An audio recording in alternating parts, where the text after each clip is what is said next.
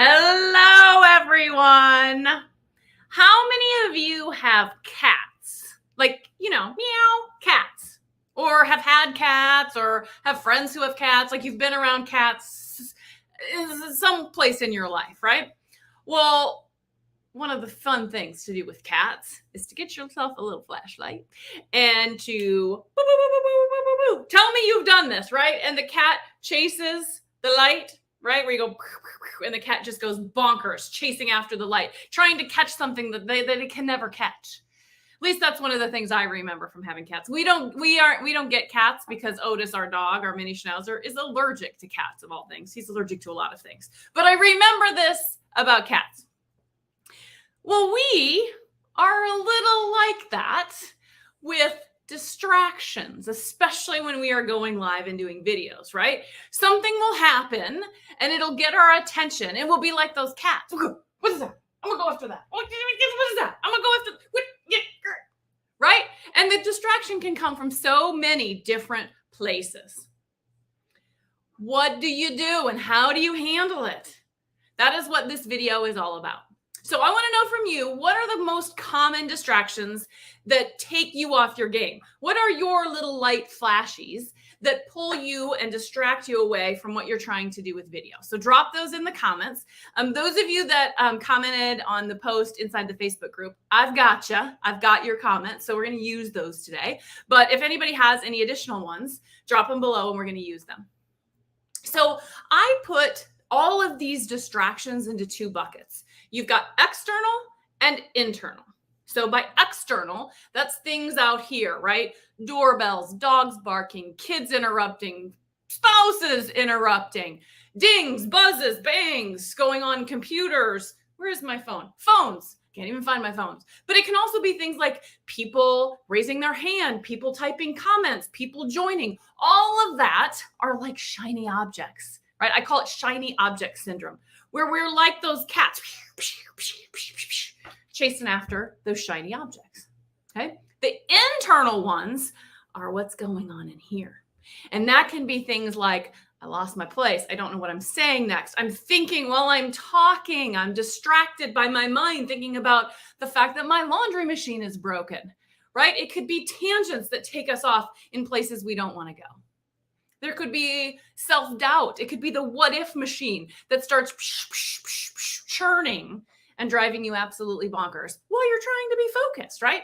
So what I want to do today is talk about, so what do you do? How do you manage those distractions before they're a problem? And what do you do when you've tried everything and they still come up during a live? How do you handle it? And then finally, we'll talk about disaster recovery. Because here's the deal. When you know how to handle it, when something goes horribly, horribly wrong, it's less scary because you're not trying to think on your feet. It's like, I know what the plan is, right? I have a plan. I know what to do if the doorbell rings and Otis goes bananas, right? That's what we're going to talk about today. So let's take some of the external things that you guys have submitted, okay? So I got dog bark, child, and this could be spouse. It's some sort of human or non-human noise of some kind, right? I've got seeing myself on camera. I've got people popping in and leaving. Oh yes, the dreaded number by the eyeball in the corner, right? You see 4, 5, 6, 7, 2. What happened, right? And that can be a distraction. Mailman, doorbell rings, knock on the door, dog goes bananas. That one I know a lot about. And then this last one is like comments or people raising their hands or whatever else. So I want to take these each kind of one by one. What do you do to make sure this stuff doesn't happen when you're live? Doesn't happen when you're live. That's what you're planning for, okay? So let me take some of the easy ones first. Mailman or doorbell. Okay. I know my mailman comes at 4 o'clock every day, or roughly. So at 4 o'clock every day on my calendar is blacked out. I do not go live. I do not take client calls. I do not group coaching calls. I do nothing because I know if that mailman comes, there is nothing I can do to recover. So it's blocked out time, okay? The other thing that you can do on the doorbell is hang a sign. It doesn't even have to be a fancy sign. Where are my Post-its? I don't even have Post-its. Oh, here we go. I use a Post-it and I just write on conference call, do not knock. And it's never happened. Nobody's ever knocked. See? Avoid the distraction before it happens. Okay, now let's tackle this one. Seeing myself on camera. We have talked about this before. That wonderful Post-it note, double duty. Cover yourself so that you're not distracted, right? If it's seeing these people pop on and leave, cover that part of the video. Cover the chat, right? If the comments are distracting you, cover it. You are in control. You are in control of when you're going to look at comments. And you do not have to be like Pavlov's dog that as soon as the bell rings, you must address it. I know that's what's in your nature, right? Because it's in my nature too. You want to address it. You want to help people. You want to make sure if they're confused, you're helping them. But not in the middle of a, wait, what is that? See what I'm saying? You don't do it in the middle of a sentence. Finish your thought. Know periodically when are you going to pause and check comments. Do it in between topics so that it's more natural. Because what you don't want to do is when you become distracted by some shiny object, you distract your viewers. And when you distract your viewers, they won't tune in again. Maybe they'll tune in for the next one, but if it becomes a pattern, guess what? They'll be out. Okay. Now, this comment thing, that works for people raising their hand or even joining, right? You have to keep in mind that 80% of your views on a live come after you're done. They watch it on replay. So you want to cater to those individuals. Don't worry about the one person who joined 15 minutes late and getting them caught up. They can watch the replay. They were the one that's late. I know it's harsh, but it's the truth. You've got to cater to the people who were on time or who were saying, you know what, I'll watch the replay.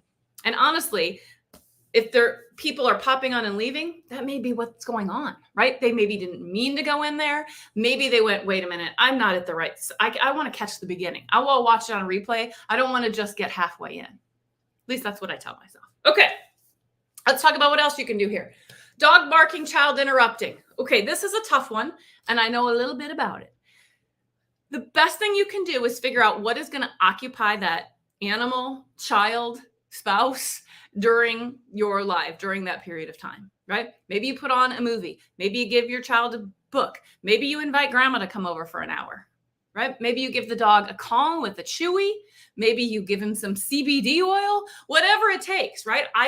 All the blinds gets closed so that there's no way if a leaf falls, Otis is going to see it and go bananas. I think of everything. It's all part of my pre-call routine. I walk the apartment, shut blinds, put my note out, do everything I can to make sure that I do everything possible to make sure Otis doesn't go nuts when something happens. Okay. Child is a little bit more difficult, especially if the age of the child is at you can't tell a 2-year-old not to knock on mommy's door. I get it. But the older kids, you can. So maybe there's a sign up. Maybe there's another adult in the house or an older child that can make sure that for these 10 minutes, mommy isn't interrupted. Now, I don't see anything in comments, so I'm going to hope that this gives you at least enough information. But let's talk about, you've done all of this. You have dog-proofed the home. You have signs out. You've handled everything. But somebody still knocks and the dog still goes bananas. Or a child comes in screaming and crying, even though you've done everything possible to eliminate that. What do you do in that moment? My best tip for you is to incorporate it into what you're doing, especially if it's a small blip, right? If it's a little bit of barking, if it's a child opening the door to say, can I have a treat? Whatever it is, incorporate it in. And here's what that might sound like. You've heard me do this before if you've watched any of my videos, because chances are Otis has gone off. Even Otis agrees, or Otis doesn't like this, or Otis has something to say on this matter. And you make it kind of a funny, light thing.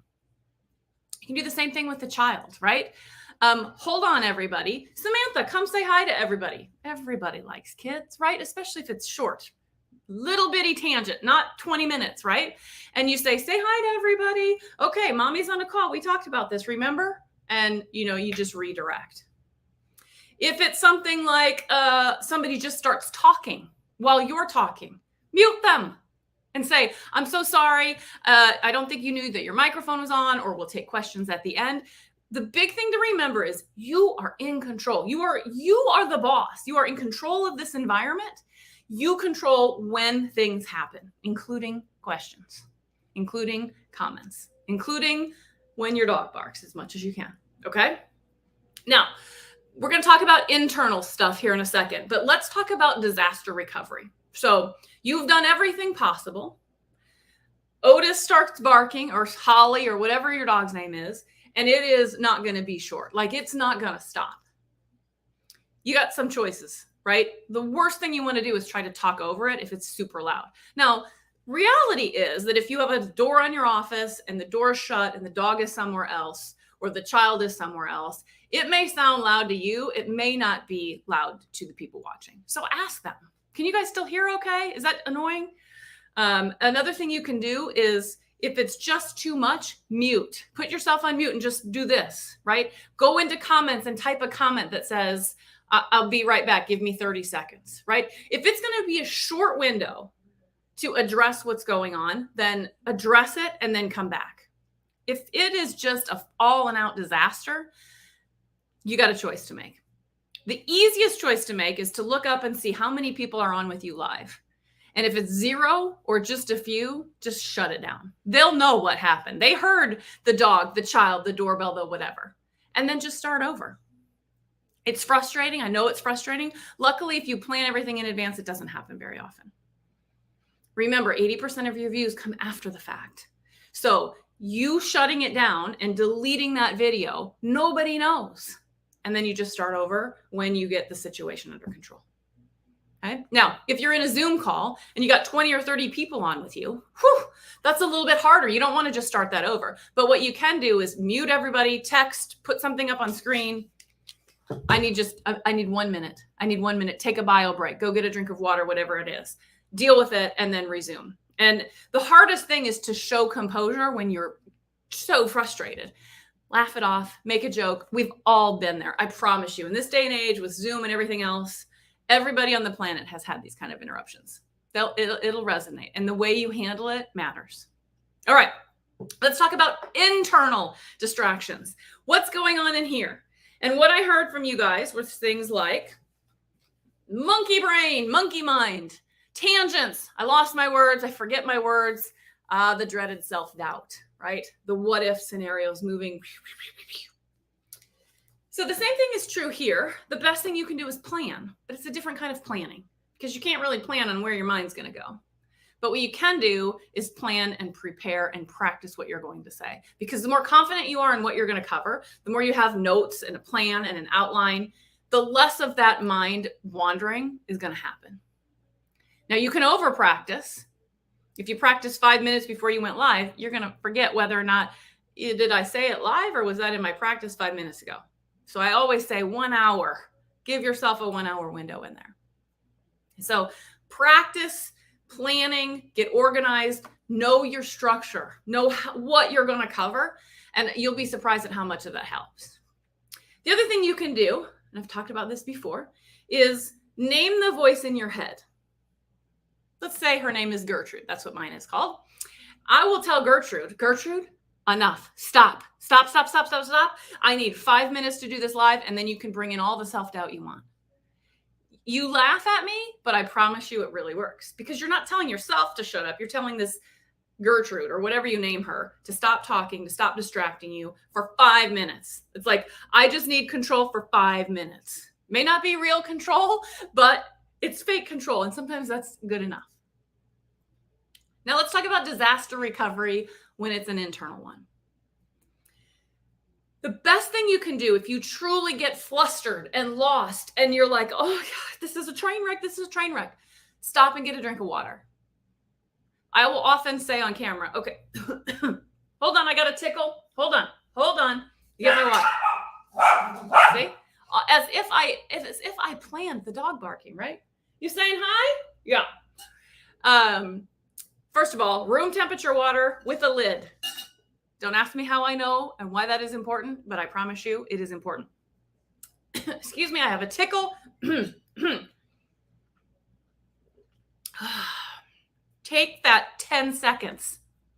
Don't even sip the water if you don't have to. And get it together. Where are you at? Where were your notes at? What were you saying? What's most important? Refocus yourself. Sometimes all you need is that 5-6 seconds that it takes to get a drink of water. Sometimes, especially if it's a long video, I'll say, okay, water break, everybody go get a drink. Okay. All right. Now, where was I? What were we talking about? Let me look at my notes. I'll announce that because people will give you, it seems like they'll give you more permission to look at your notes, to check in on what you were going to say if we just took a quick break. Okay.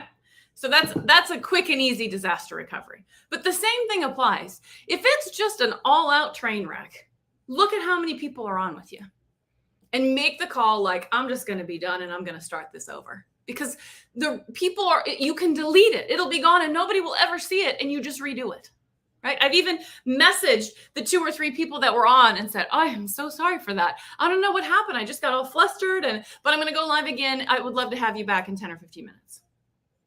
Again, in this day and age, with everybody on Zoom and more people doing video conferences, people are more and more used to snafus, right? You can say your internet died. Maybe not. That might be a stretch, especially if you're flubbering really, really badly. Okay. So I'm hoping that this at least gave you some tips and tricks. I'm going to do a quick review, but if you have any questions, now is the perfect time to drop them in and I'll help you, whether it's internal or external. What types of distractions are coming up for you that we didn't touch on that maybe you need some help with? So let me go ahead and do a little bit of a review, right?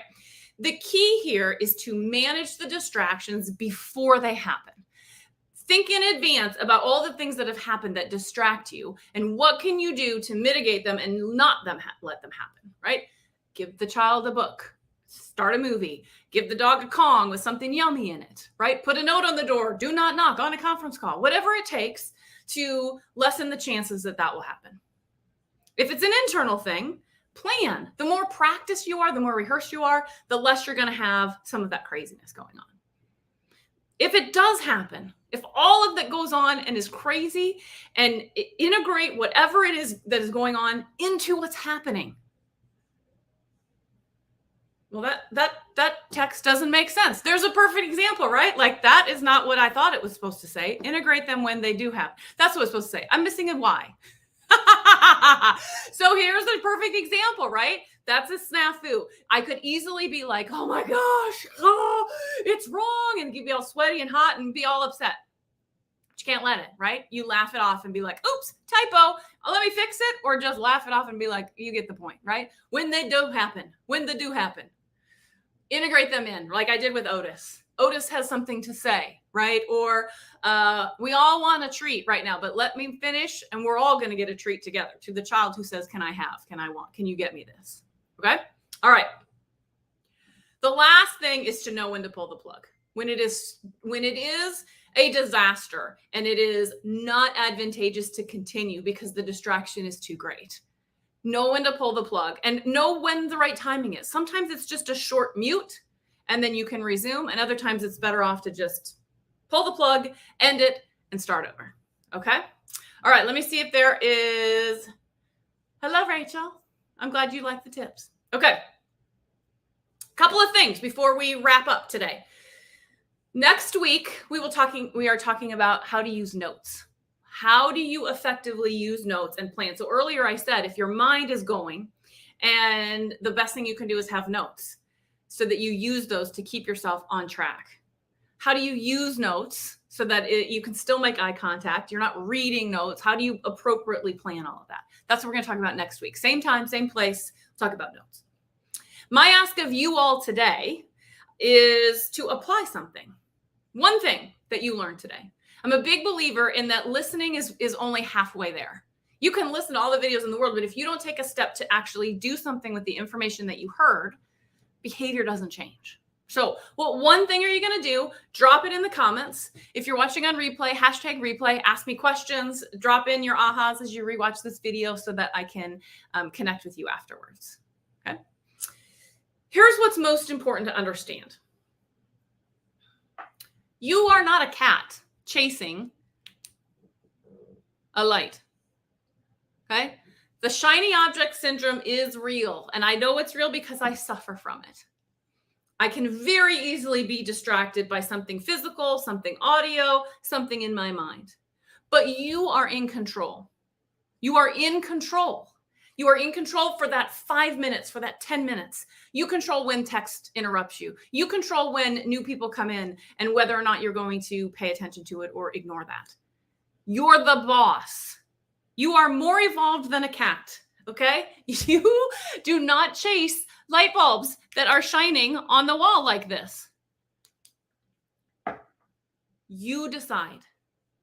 That's the best way to handle the distractions, is to be in control of them, either to plan it for them in advance, or if nothing else, know when to pull the plug and when to stop. Exactly, John. Knowing when to stop. All right, everybody. I hope this was helpful. We will see you next time. Bye, everybody.